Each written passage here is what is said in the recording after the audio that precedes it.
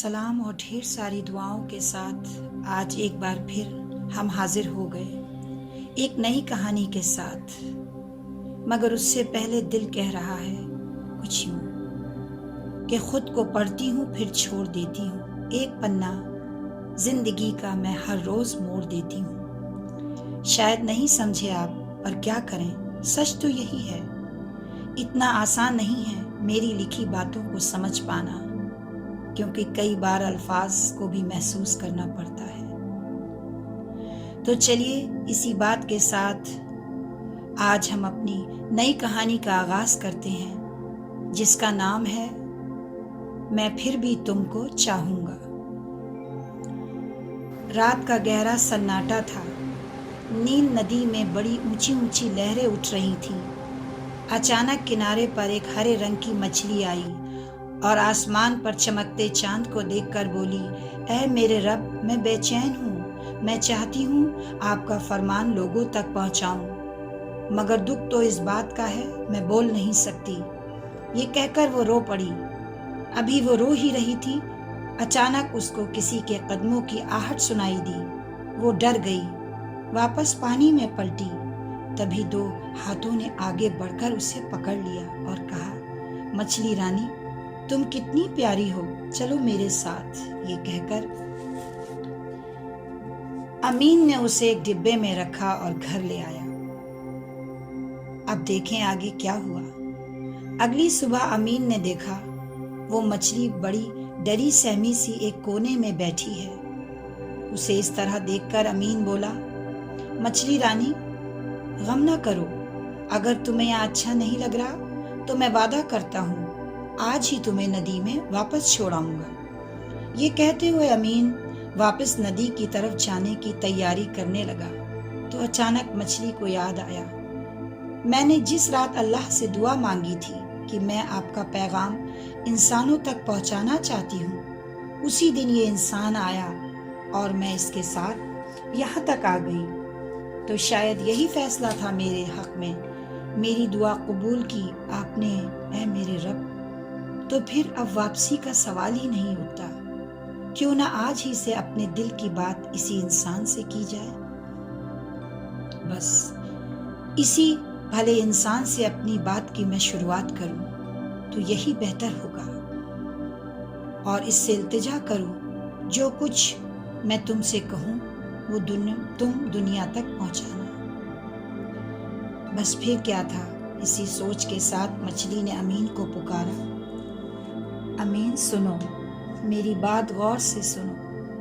मछली को बोलता देखकर अमीन हैरान हो गया। वो कुछ और कह पाता। मछली दुखी लहजे में बोली, मैं नहीं जाना चाहती अब अपनी पुरानी जगह। यहीं रहूंगी तुम्हारे पास, और तुमसे जब जब जो कुछ भी कहूं उसको तुम गौर से सुनना। ये कहते हुए मछली ने एक ठंडी आह भरी और कहा, अल्लाह के सिवा कोई माबूद नहीं है। हजरत मोहम्मद सल्लल्लाहु अलैहि वसल्लम अल्लाह के रसूल हैं। हाँ, अब मैं अपनी बात पर आती हूँ। वो ये, मैं अक्सर तन्हाई में पानी के किनारे आकर दुनिया को देखती और सोचा करती, काश मैं अपने दिल का अनकहा सच कह पाती।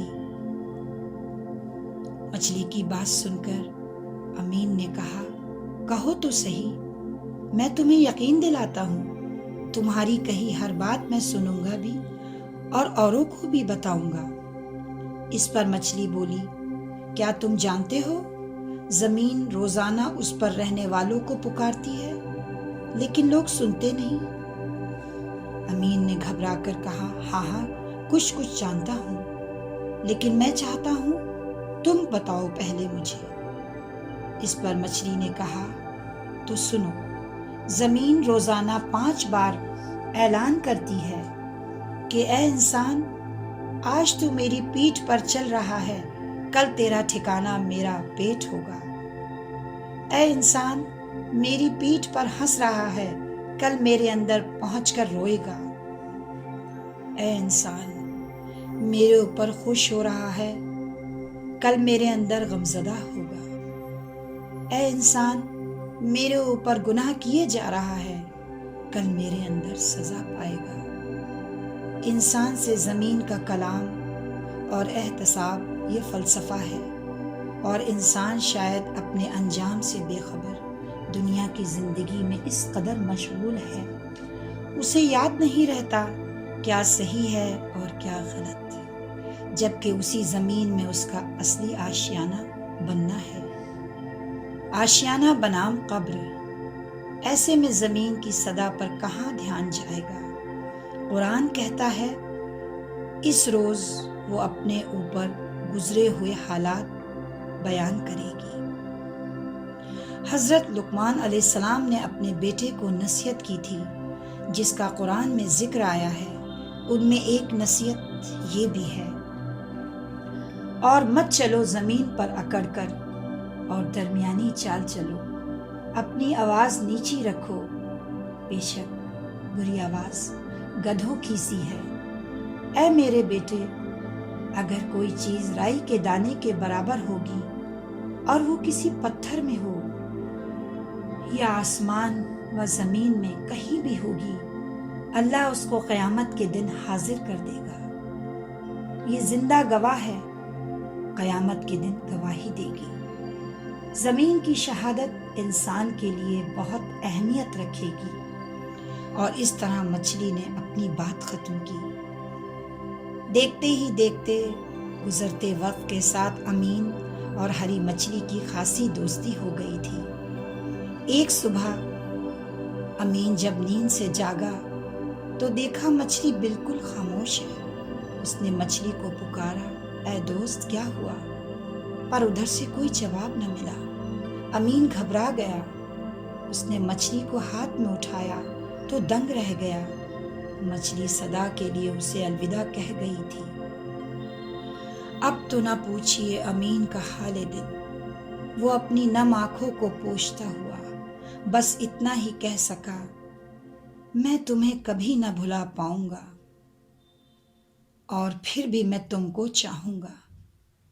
تو دوستو، آج زمین کی شہادت کے ساتھ آپ لوگوں سے الوداع کہتے وقت بس اتنا ہی کہیں گے، صرف سانسیں چلتے رہنے کو ہی زندگی نہیں کہتے، آنکھوں میں کچھ خواب اور دل میں امید ہونا بھی بہت ضروری ہے۔ دل سے یاد آیا، اگر آج کی کہی بات آپ کو اچھی لگے تو ہی لائک کمنٹس کیجیے گا۔